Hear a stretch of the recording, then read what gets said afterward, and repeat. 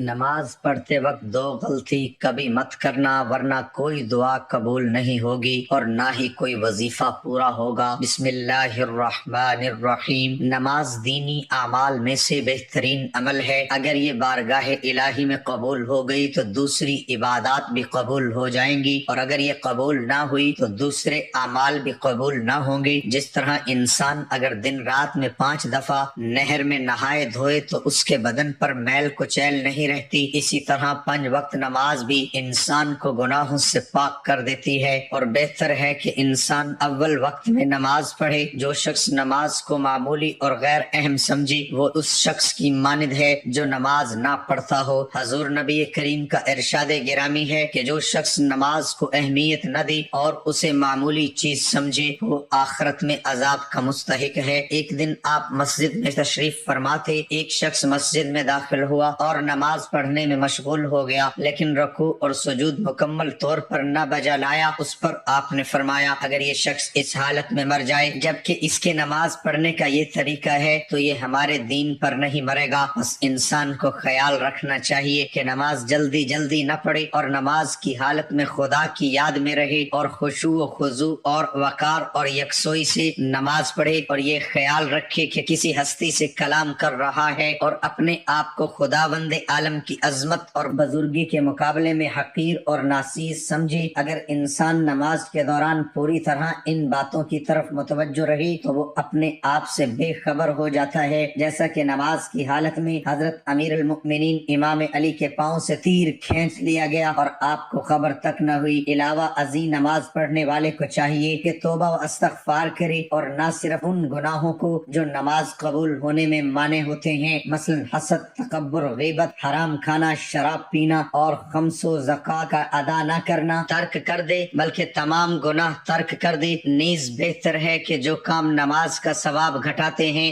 وہ نہ کرے، مثلا اونگنے کی حالت میں یا پیشاب روک کر نماز کے لیے کھڑا نہ ہو اور نماز کے موقع پر آسمان کی طرف نہ دیکھے، اور جو کام کرے نماز کا ثواب بڑھاتے ہیں، مثلا عقیق کی انگوٹھی اور پاکیزہ لباس پہننا، کنگھی اور مسواک کرنا اور خوشبو لگانا۔ کسی شخص کا نماز میں اپنا چہرہ دائیں یا بائیں جانب اتنا کم موڑنا کہ وہ اپنے پیچھے کی جانب موجود کسی چیز کو نہ دیکھ سکے، اور اگر اپنے چہرے کو اتنا گھمائے کہ اسے پیچھے کی چیزیں نظر آ سکیں تو جیسا کہ پہلے بیان ہو چکا ہے اس کی نماز باطل ہے۔ یہ بھی مکروہ ہے کہ کوئی شخص نماز میں اپنی آنکھیں بند کر دے یا دائیں بائیں طرف گھمائے اور اپنی داڑھی اور ہاتھوں سے کھیلے اور انگلیاں ایک دوسرے میں داخل کرے اور قرآن مجید اور کسی اور تحریر کو دیکھے۔ یہ بھی مکروہ ہے کہ الحمد سورت اور ذکر پڑھتے وقت کسی کی بات سننے کے لیے خاموش ہو جائے، بلکہ ہر وہ کام جو خشوع و خضوع کو ختم کر دے۔ مکروہ ہے جب انسان کو نیند آ رہی ہو اور اس وقت بھی جب اس نے پیشاب اور پخانہ روک رکھا ہو نماز پڑھنا مکروہ ہے، اور اس کے علاوہ وہ دوسرے مکروہات بھی مفصل ہوں بیان کیے گئے ہیں۔ وہ صورتیں جن میں نماز واجب توڑی جا سکتی ہے: اختیاری حالت میں واجب نماز کا توڑنا احتیاط واجب کی بنا پر جائز نہیں ہے، لیکن مال کی حفاظت اور مالی یا جسمانی ضرر سے بچنے کے لیے نماز توڑنے میں کوئی حرج نہیں، بلکہ وہ تمام دینی اور دنیاوی کام جو نماز کے لیے اہم ہوں ان کے لیے نماز توڑنے میں کوئی حرج نہیں۔ اگر انسان کی اپنی جان کی حفاظت یا کسی ایسے شخص کی جان کی حفاظت جس کی جان کی حفاظت واجب ہو یا ایسے مال کی حفاظت جس کی نگہداشت واجب ہو نماز توڑنا ممکن نہ ہو تو ضروری ہے کہ نماز توڑ دے۔ اگر کسی شخص کو نماز کے دوران پتہ چلے کہ مسجد میں نجس ہے اور وقت تنگ ہو تو ضروری ہے کہ نماز تمام کر دے، اور اگر وقت وسیع ہو اور مسجد کو پاک کرنے سے نماز نہ ٹوٹتی ہو تو ضروری ہے کہ نماز کے دوران اسے پاک کرے، اور بعد میں باقی نماز پڑھنے والے کی پیشانی رکھنے کی جگہ گھٹنوں اور پاؤں کی انگلیوں کے سروں کی جگہ سے 4 ملی ہوئی ہوں۔ انگلیوں سے زیادہ بلند یا پست نہیں ہونی چاہیے، بلکہ احتیاط واجب یہ ہے کہ اس کی پیشانی کی جگہ اس کے کھڑے ہونے کی جگہ سے 4 ملی ہوئی انگلیوں سے زیادہ نیچی یا اونچی بھی نہ ہو۔ چند مقامات پر نماز پڑھنا مکروہ ہے، جن میں سے کچھ یہ ہے: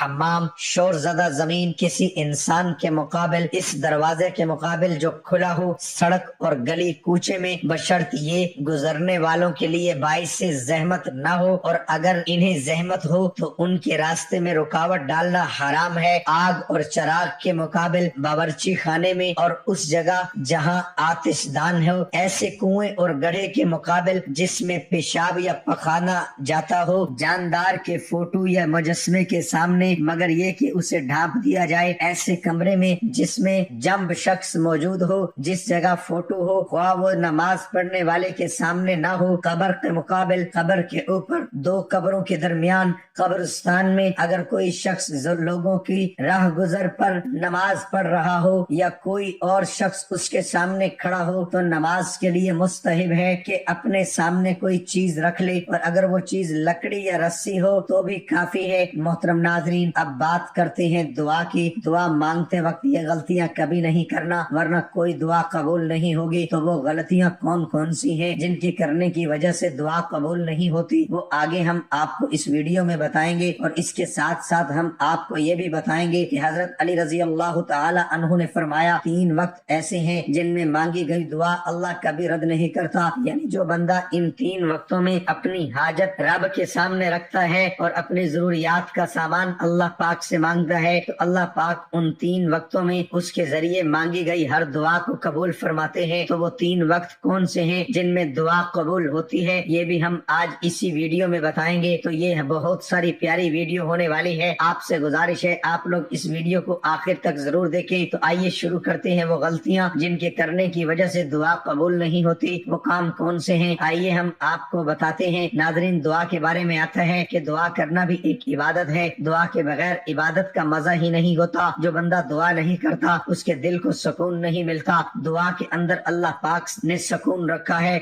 लोग दुआएं तो बहुत मांगते हैं लेकिन दुआ मांगने के अंदर गलतियां भी करते हैं जिनकी वजह से हमारी दुआएं कबूल नहीं होती। फिर हम अल्लाह पाक से शिकायत करते हैं लेकिन हम अपने गुनाह माफ नहीं कराते। हमारे गुनाह इतने ज्यादा होते हैं कि दुआ के अंदर कबूलियत में वो रुकावट बनते हैं। जैसे कोई बंदा अल्लाह पाक की नाफरमानी करता है और उसके बाद तौबा किए बगैर दुआ करता है तो उसकी दुआ कबूल नहीं होगी, क्योंकि दुआ के आगे गुनाह आ जाते हैं। इसलिए जब भी गुनाह करे तो अल्लाह पाक से माफी मांग ले। एक अल्लाह के वली से पूछा गया कि हमारी दुआएं कबूल क्यों नहीं होती, तो उन्होंने कहा कि गुनाहों की वजह से हमारी दुआएं कबूल नहीं होती। और दूसरी गलती जिसकी वजह से हमारी दुआएं कबूल नहीं होती, वजह ये है कि 2-4 मरतबा, ज्यादा से ज्यादा 10 मरतबा मांग कर मायूस हो जाते हैं, उम्मीद छोड़ जाते हैं, ना उम्मीद हो जाते हैं। इंसान ये सोचने लगता है कि मेरी दुआ कबूल ही नहीं हो रही है तो मांगने का क्या फायदा। लेकिन इंसान ये नहीं सोचता कि हो सकता है कि उसमें अल्लाह पाक की कोई हिकमत हो। नबी करीम सल्लल्लाहु अलैहि वसल्लम ने इरशाद फरमाया कि बंदे की दुआ उस वक्त तक कबूल नहीं की जाती जब तक वो दुआ में सब्र न करे। जैसे ही बंदा दुआ करने के बाद जल्दी करेगा, सब्र नहीं रखेगा तो उसकी दुआ कबूल नहीं होगी। तो दुआ के बाद सब्र रखना बहुत जरूरी है, तभी हमारी दुआएं कबूल को पहुंच जाएंगी। अब हम आपको बताते हैं 3 ऐसे वक्त के बारे में जिनके बारे में हजरत अली रजी अल्लाह ताला अन्हु ने फरमाया जो बंदा इन 3 वक्तों में अपनी हाजत अल्लाह रब्बुल इज्जत के सामने रखता है,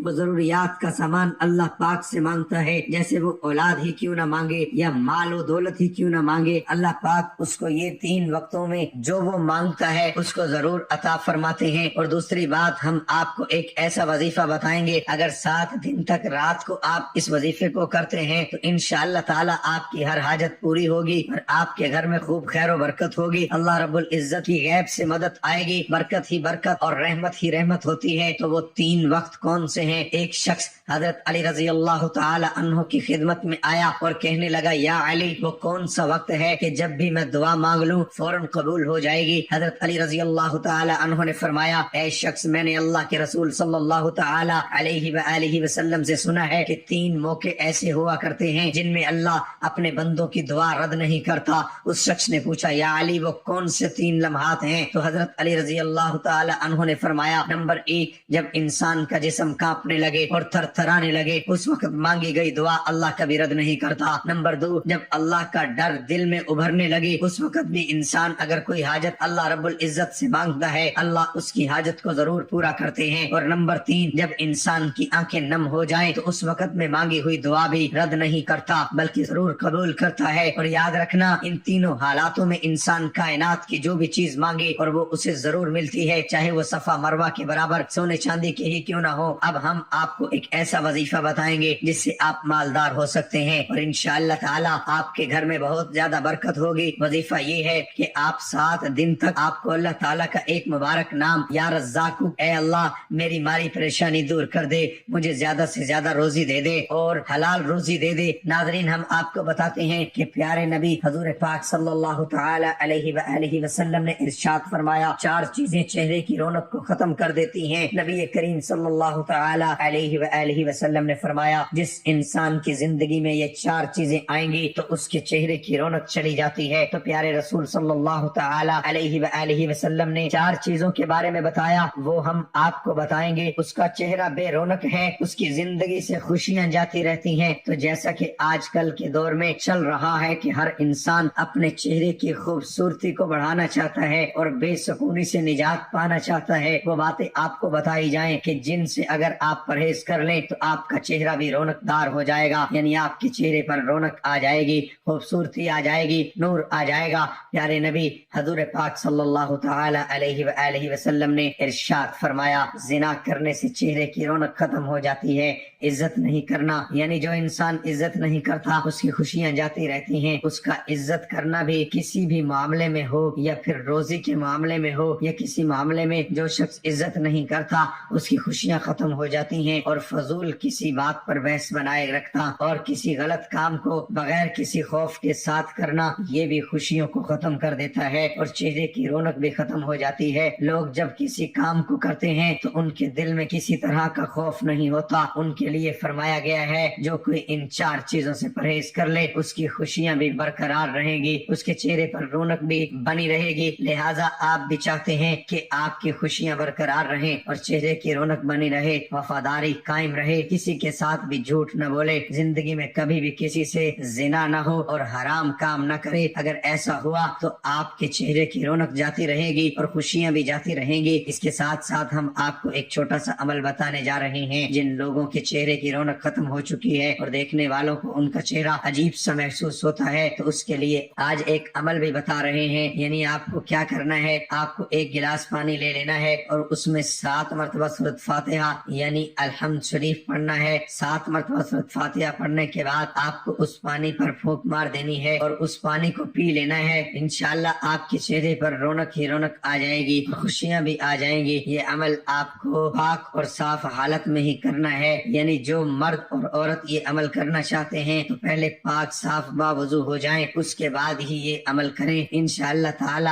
چہرے کی رونق چمکدار بنی رہے گی۔ محترم ناظرین، تو یہ وظیفہ کرنے کے لیے آپ کو رات کو وضو کرنا ہے۔ وضو کرنے کے بعد آپ بیٹھے تو داہنے کروٹ سنت پر آپ کو لیٹنا ہے، پھر لیٹنے کے بعد آپ کو اول و آخر درود پاک پڑھنا ہے۔ پھر آپ اپنی حاجت دل میں رکھ کر یا رزاقو یا رزاقو یا رزاقو 101 مرتبہ 7 دن تک پڑھنا ہے اور ہر رات اس طریقے سے وضو کے ساتھ ہی پڑھنا ہے۔ انشاءاللہ تعالی کچھ دنوں کے اندر آپ کی ہر حاجت پوری ہوگی اور اللہ کی مدد غیب سے آپ کے گھر چلی آئے گی۔ اللہ کی رحمت اور برکت آپ کے گھر میں برسنے لگے گی۔ حضرت علی رضی اللہ تعالی عنہ نے فرمایا جب تمہارے جسم میں یہ ایک نشانی دکھنے لگے تو سمجھ لو کوئی آپ کے لیے دعا کر رہا ہے۔ تو حضور پاک صلی اللہ علیہ وآلہ وسلم نے فرمایا پیٹھ پیچھے مسلمان بھائی کی دعا قبول ہوتی ہے۔ جب کوئی کسی مسلمان بھائی کے لیے دعا کرتا ہے تو فرشتہ اس پر آمین کہتا ہے اور یہ کہتا ہے کہ مسلمان کے حق میں تو نے جو دعا دی ہے وہ تیرے لیے بھی اس جیسی نعمت کی خوشخبری ہے۔ ہمارے نبی صلی اللہ علیہ وآلہ وسلم نے فرمایا اللہ تعالیٰ فرماتا ہے پہلے تجھ سے شروع کروں گا، یعنی ہم جو دعائیں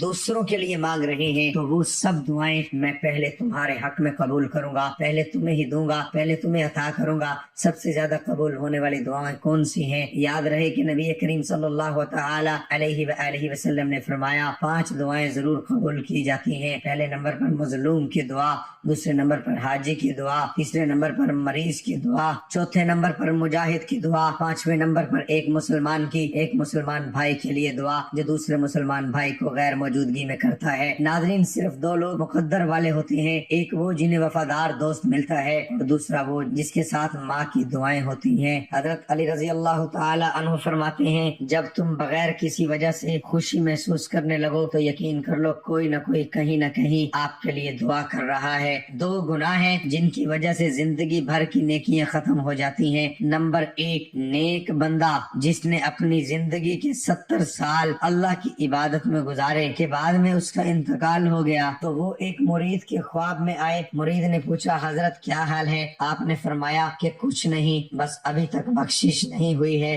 مرید نے کہا کہ حضرت آپ نے تو 70 سال اللہ کی عبادت کی ہے، پھر آپ کی بخشش کیوں نہیں ہوئی؟ تو آپ نے فرمایا ان 70 سال کی عبادت کے بارے میں مجھ سے ابھی تک پوچھا ہی نہیں گیا، میرا معاملہ تو بس ایک بات پر رکا ہے۔ مرید نے پوچھا آخر وہ معاملہ کیا ہے؟ تو حضرت نے فرمایا ایک دفعہ میں نے اپنے آنگن میں بیٹھا ہوا تھا، تیز دھوپ ہو رہی تھی، پھر اچانک سے بارش ہونے لگی تو میرے منہ سے نکل گیا اف یہ بے وقت کی بارش۔ بس اللہ نے مجھ سے پوچھا وہ بارش بے وقت تک کیسی تھی؟ اسے ثابت کر کے دکھاؤ، کیونکہ اللہ کے یہاں ہر چیز کا ایک وقت مقرر ہے۔ اب میں اسے بے وقت تک کیسے ثابت کروں دوں؟ بس اسی ایک گناہ کی وجہ سے اس شخص کی بخشش نہیں ہوئی۔ یہ تیز گرمی میں، یہ تیز سردی میں ہے، یہ سب اللہ کی مرضی ہے، کب کیا کرنا ہے اور کیسے کرنا ہے اللہ کے یہاں سب اس کے لیے۔ ان کے کاموں میں اپنی کم عقلی نہ لگائیں اور اپنی زبان سے ایسے الفاظ کبھی نہ نکالیں جو اس کی شان کے خلاف ہوں۔ گناہ نمبر 2، ناظرین حضور اکرم صلی اللہ علیہ وآلہ وسلم فرماتے ہیں کہ کل جب قیامت کا دن ہوگا اور ایک بندے کو اللہ کی بارگاہ میں حاضر کیا جائے گا، اس بندے کے نامہ اعمال میں ہر طرح کی نیکی موجود ہوگی، اس کے پاس پہاڑوں جیسی نیکیاں ساتھ ہوں گی۔ نیکیوں کو دیکھ کر اہل معاشر والے بھی حیران ہو گئے، یعنی کہ اس کے پاس اتنی ساری نیکیاں ہوں گی، اس کے پاس اس بندے کی تمام نیکیوں کو میزان میں یعنی ترازو میں رکھا جائے گا، اس کی نیکیوں کا پلڑا بھاری ہو جائے گا، اس کے گناہوں کا پلڑا ہلکا ہو جائے گا۔ وہ بندہ یقین کرے گا کہ اب تو میں جنت میں جانے والا ہوں۔ اب اس کے بعد اس کے گناہ والے پلڑے میں کاغذ کا ایک چھوٹا سا ٹکڑا ڈالا جائے گا، اس کے گناہوں کا پلڑا بھاری ہو جائے گا، یعنی اس کا ایک کاغذ کے ٹکڑے کی وجہ سے تمام عمر کی نیکیاں ہلکی ہو جائیں گی۔ اس کے بعد اللہ کی طرف سے فرشتوں کو حکم ہوگا اس کو پکڑو اور اسے گھسیٹ کر جہنم میں ڈال دو۔ وہ بندہ حیران ہو جائے گا، سوچنے لگا میں نے تو عمر بھر اللہ کی عبادت کی ہے، آخر مجھ سے ایسا کون سا گناہ ہو گیا ہے جو اس کاغذ کے ٹکڑے میں ہے جس کی وجہ سے میرے گناہوں کا پلڑا بھاری ہو گیا ہے۔ جب فرشتے اللہ کے بندے کو گھسیٹتے ہوئے جہنم کی طرف لے جا رہے ہوں گے تو وہ بندہ کہے گا کہ میں جہنم میں تو جا رہا ہوں، لیکن مجھے یہ تو بتایا جائے کہ آخر اس کاغذ کے ٹکڑے میں ایسا کون سا گناہ لکھا ہوا ہے جس نے میری عمر بھر کی نیکیوں کو ختم کر دیا۔ تو پھر اللہ فرمائے گا اے میرے بندے، تو نے ایک مرتبہ اپنی والدہ سے چلا کر بات کی تھی، صرف ایک بار چلا کر بات کرنے کا گناہ اس کاغذ کے ٹکڑے میں لکھا ہوا ہے، بس جس کی وجہ سے میری تمام نیکیاں ہلکی ہو گئیں۔ اللہ اکبر! ذرا سوچو، ماں باپ سے صرف ایک بار چلا کر بات کرنے کا گناہ اتنا بڑا ہے، تو پھر جو لوگ اپنے ماں باپ کو اہمیت نہیں دیتے، ایسے لوگوں کے ساتھ کیا ہونے والا ہے اللہ بہتر جانتا ہے۔ اس لیے اگر آپ کامیاب ہونا چاہتے ہیں تو اپنے ماں باپ کی خدمت کریں اور ان کو ہمیشہ خوش رکھیں۔ دعا ہے کہ اللہ تعالی ہم سب کو اپنے ماں باپ کی خدمت کرنے کی توفیق عطا فرمائے اور ان کا ادب کرنے، احترام کرنے کی توفیق عطا فرمائے۔